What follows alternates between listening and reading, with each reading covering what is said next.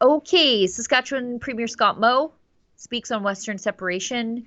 Um, let's hear what he has to say. We've got two clips on Scott Moe, then we've got to read a bunch of chats. I promise we'll get to them, and then we'll hit an ad break and we'll come back and talk about, well, maybe Doug Ford, we'll see. Liz May and her husband broke out into song, and so maybe we'll close the show on that because yesterday was the last Oh God. 5 minutes. You know what? We should start dedicating the last 5 minutes I think to cringe.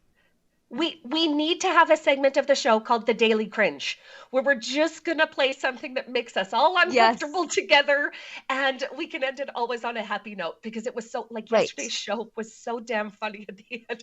I watched the video, I bet you 25 times, Sheila in the Oh bathtub, God. and just cackled the whole time. The comments were off the you guys are so They're so funny. I funny. mean, Yes. oh, just the best. Okay, let's watch Scott Moe. Let's watch Scott Let's Moe. watch Scott Moe. Okay. Just what do you think about Western separatism, those sentiments with this election result? What do you think will happen with those sentiments in the country? Well, I just maybe remove the word Western, and separatist sentiments have been present in Canada for decades. In fact, we saw yet again over 20 separatist MPs elected from the province of Quebec.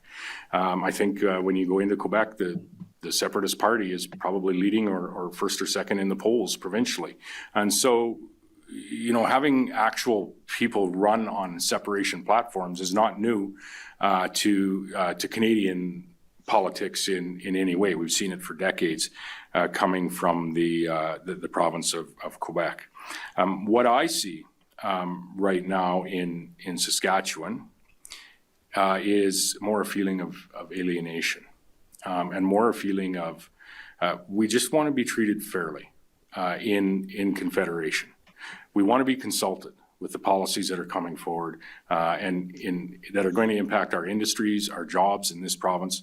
Industries that are creating wealth and are, as I say, producing some of the most sustainable products on earth. And so I am of the view, certainly I have not in any way given up on Saskatchewan, very much being a part and a productive part of the Confederation of Canada, the nation of Canada. We're going to find out very soon whether the Prime Minister, or more importantly, the breadth of his cabinet and caucus, are, what their views are on Saskatchewan's role moving forward, and whether they're willing to change their approach with respect to how they deal with not only the provincial government in Saskatchewan, but more broadly the people. Okay, you go first. I have thoughts. I was just busy looking at his huge hands. I feel like he could just grab a walnut, crush it, turn it to dust. Sorry, it was very distracting. For those of you that haven't heard this story, Scott Moe has the biggest hands of any man I've ever seen in my life, and I'm a big fan of handing politicians babies that typically aren't mine. I'll just find a baby and then hand it to a mover and shaker like Scott Moe, and I did that one time. And his hands, you guys, are the size of toilet seats, and I am not making this up. They are dinner plates. They are bear's paws. Scott Moe has the biggest hands on any man that I've ever seen, so I don't blame you for being disappointed, I was just Sheila. But completely distracted. what he said was he's going to beg the federal government to check in with us and see what we want. Whereas the last 120 years of checking in with the federal government's like, meh, we don't really care. And they pass policies that intrinsically harm the people and the industry in Saskatchewan. So he said he has not given up on Saskatchewan being part of Confederation.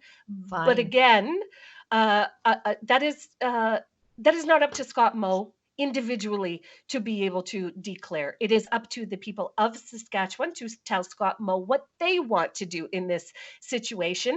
And I don't know, I just think that the federal government has had 10 years to consult with the people of Saskatchewan, to check in with our agricultural producers, to check in with our mining sector, to check in, with just the regular people of Saskatchewan. They have not. They have not taken that opportunity, and I have no faith that the federal government is going to, quickly pull up its bootstraps and be like, okay, well, now it's time to pay attention to what the people of Saskatchewan want. I have no confidence whatsoever that that's going to happen.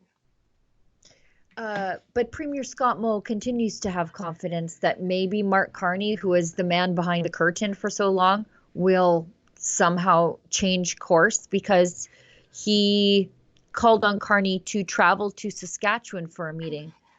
Oh, instead of what? Going to Europe again for another victory lap? Anyways, let's listen to this. Yeah.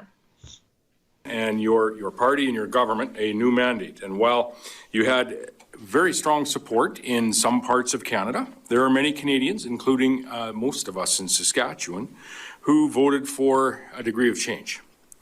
And now it's up to you to show that you have heard that message and to deliver change, not only for Saskatchewan people, but for many Canadians as well. For Saskatchewan industries that help drive the Canadian economy and very much are part of the Canadian economy, to provide some degree of change for Saskatchewan people. Last night, what I heard was that the Prime Minister Carney had said that he wants to work with both Saskatchewan and Alberta. He's also said that he wants to make Canada into a global leading energy superpower. And that's great to hear, but those are nothing but words. And I would say, and I've said it many times, that policies truly do matter, in particular in this space. And so some of the government's policies, the federal government's policies, they quite simply are going to need to change in order for Canada to achieve that goal.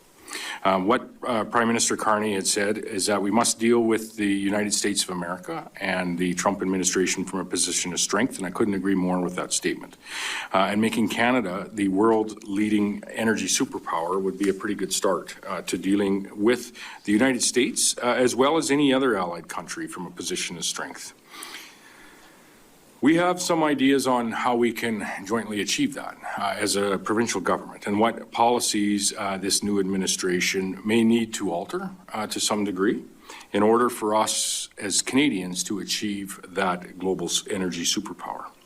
So I would say that this is an opportunity for each and all of us to hit the reset button, if you will, on the federal government's relationship with the province and the people of Saskatchewan. And I hope that this offer is taken.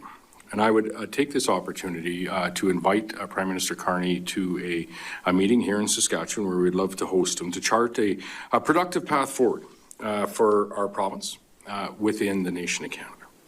I want to work alongside this federal government to build a strong and growing Saskatchewan, as I said, within a very united and strong growing nation of Canada. So I look forward to meeting with the new Prime Minister as soon as possible so that we can start working together to achieve that mutual goal that we have.